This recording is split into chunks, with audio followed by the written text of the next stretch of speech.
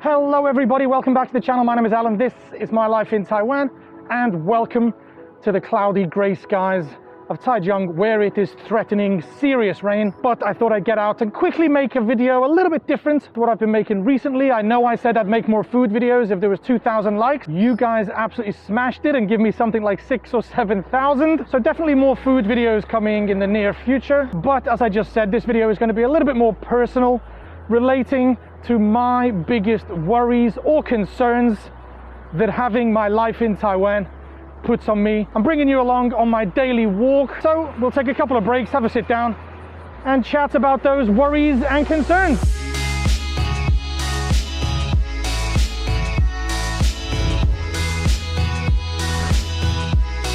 Isn't this absolutely amazing? Right in the middle of the city, there's this nature reserve area. It's actually the science museum, but you can just feel like you're out in the middle of the countryside, just 2 minutes away from home. We're trying to find somewhere quiet, away from the cicadas, somewhere you can hear me and not get annoyed by those horny bugs.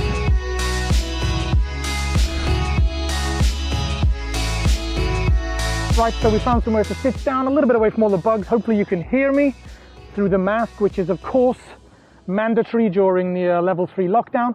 But anyway, let's get to the first of those worries that I was talking about. And those of you that know me well enough will probably know the first one is going to be my son, William. For anybody that doesn't know, William was born here in Taiwan, left when he was 4 years old to go back to his mum's country of South Africa. I'm of course from the UK, which means that I'm a long distance dad that only gets to see William a couple of times a year. And of course, my son is something that I think about every single day, as every father does, whether you're there or not. But of course, being a long distance dad does bring in some feelings of guilt, some feelings of helplessness. And of course, I should say that I never planned this to happen. I planned for William and me and his mum to be happy ever after. But of course, some things don't always go the way you plan for them. Living in Taiwan, unable to get a visa or work in South Africa, and if I could, I wouldn't earn enough to pay for a good education there anyway. The UK wouldn't allow his mum to work. It's very complicated. We're doing the best we can do for William. He's the priority, so at the moment, money for me is the primary concern in order to pay for his private education that he's getting in South Africa. He plays cricket, rugby, tennis, sports every day, lots of creativity, and an education system that basically matches what we want for William more than the education system here in Taiwan. And to answer those questions that are no doubt going to take place in the comment section, of course, it's more important for a kid to have his father and mother with him and be present in his life. But as I mentioned, my situation is so specific that that's just not possible. And the best thing that I can do is visit William whenever I can. Ensure that he's getting the best education possible. But it still means that I worry every day. I worry how my absence in his life is affecting him. There's no doubting that a kid growing up in a single parent household is different to how it will be in a dual parent household, but there's nothing much I can do other than work hard, send money, visit William and call him every day, and just make sure that he knows that he's very much loved. If you disagree and you think there's some magic solution, then please, by all means, let me know in the comment section down below.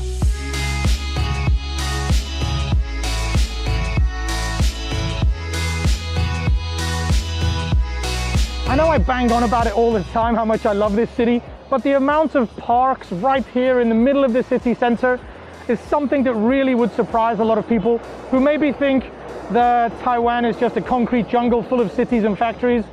The government really do their best to intersperse all of these high-rise buildings and construction with some of the most beautiful parks, and of course, which gives me somewhere nice to film.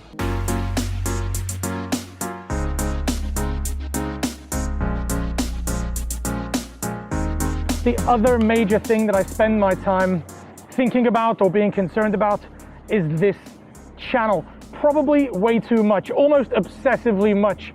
But this is the first time that I've ever worked for myself. Because I'm completely responsible for my own income, it's all on me now. And the pressure that gives me is unparalleled to anything I've ever felt before. But yeah, when this channel is going well, when views are good, my life couldn't be better.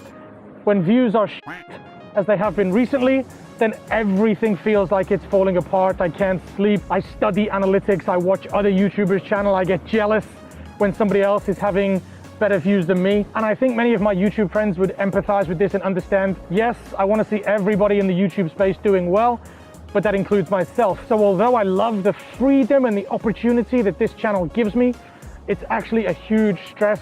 Every time I have 2 or 3 videos that don't achieve the views I expected. Views are what matter, views are what pay the bills. So hopefully I can keep doing better, I can keep making more interesting content. I'm not going to blame YouTube or the algorithm or viewers. It's all on me, it's all my responsibility to make the best, most interesting videos. And as I said, it's a game, you've got to play the game. If people want to watch certain things, you kind of have to manipulate your style, change your style to try and make what people want to watch.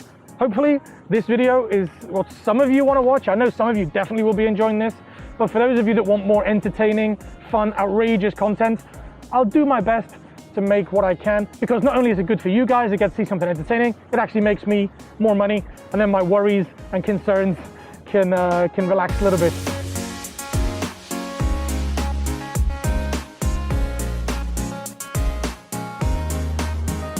Right, and for the third point, we've come down to People's Park, and I should say that the whole walk down from North District right down to here in Shitun District has been a whole park, a line of parks bringing me all the way down here. Absolutely can't say enough good stuff about the parks here in Taiwan. And the third point I'm going to make is about retirement or older working life and how that worries me or concerns me, especially as a foreigner living in Taiwan, especially as a self-employed foreigner living in Taiwan. Now, ever since being a teacher, there was no pension plan or labor insurance.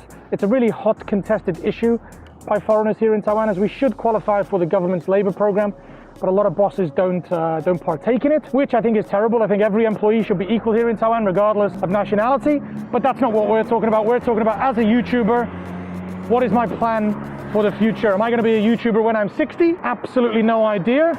Does YouTube provide a pension plan for its YouTubers? Absolutely not. As I mentioned earlier, my whole financial security is basically my own responsibility now. And that's a huge pressure to me and a huge worry, especially as I get to 40, especially as I'm starting to feel a few health issues, which I might come to later in point number 4 or 5. And of course, while I'm able to pay for William's education now, in 10 years' time, he's going to be going to university.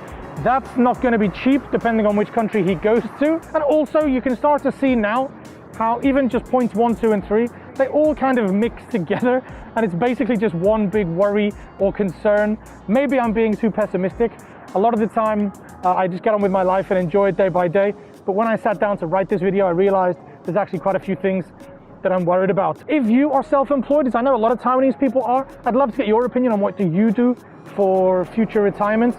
I'm not talking about waiting for mum and dad to die so you get their house. Do you have a pension plan? Do you have a plan for the future?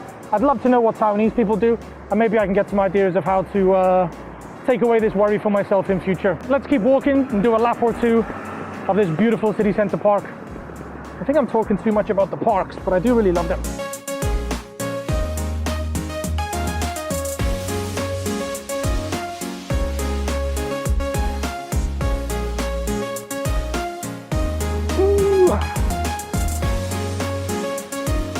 Okay, point number 4, health.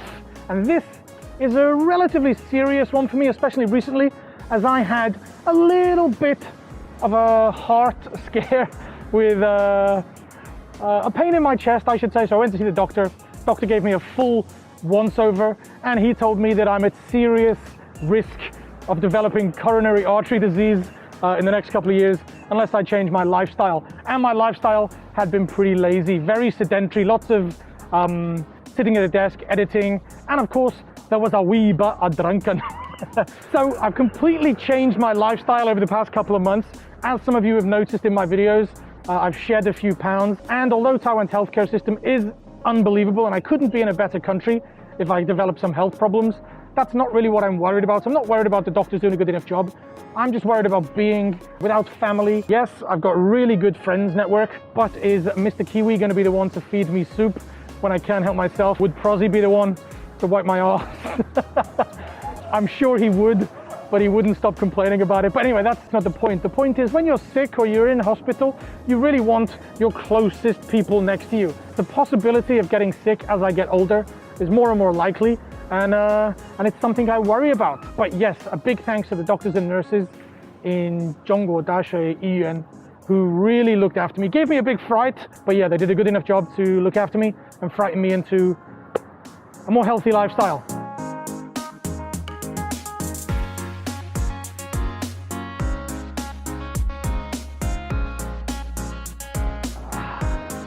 Okay, so that fourth point kind of links to my final point, which is going to be talking about how I'm concerned and worried about all of my family back home. What I really worry about is how I'm just not there for major family events. And one example I gave was that of when my grandfather passed away and I just wasn't there.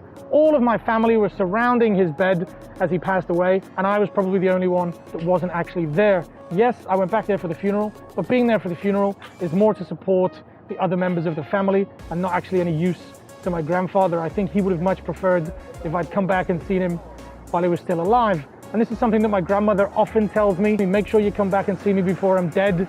Don't come back for the funeral. Not that that's going to be anytime soon. She's 88 and still going out drinking and karaoke singing every Monday in Liverpool. And I'm sure she's going to crack 100, so I don't have to worry about that too much. But of course, family by definition just want to be together. And I worry about how my family view me or what they think of me living this life over here in Taiwan. My mum always tells me, as long as I'm happy, that's the most important thing. But I know from experience that being away from your kids, no matter how old they are, whether they're 8 years old like William or 38 years old like me, it really brings a little bit of a cloud and sadness to somebody to wake up knowing that their children are in another country. And I know it's my choice to stay here in Taiwan, but I know that having me here in Taiwan effectively means that one member of family is missing, and it's just a huge worry or concern how it affects them. This is like one of my therapy sessions, but I think I've just wanted to connect a little bit more with some of the new subscribers that didn't get to see the real deep and meaningful videos. I promise the next few videos are going to be whole lots of fun. We've got something special coming up with Prozzy and Andre filming soon. So yeah, if you've got anything to add to this video, then by all means, get in touch down below or follow me on Instagram, send me a message there, and we can have a chat about it. But I think it's time to say goodbye. Thank you so much for watching. If you're here to the end, you're my favorite type of viewer, not those ones who come and leave halfway through. Screw those guys. Thanks for watching, guys. As for now and as always, I'll see you next time in My Life in Taiwan.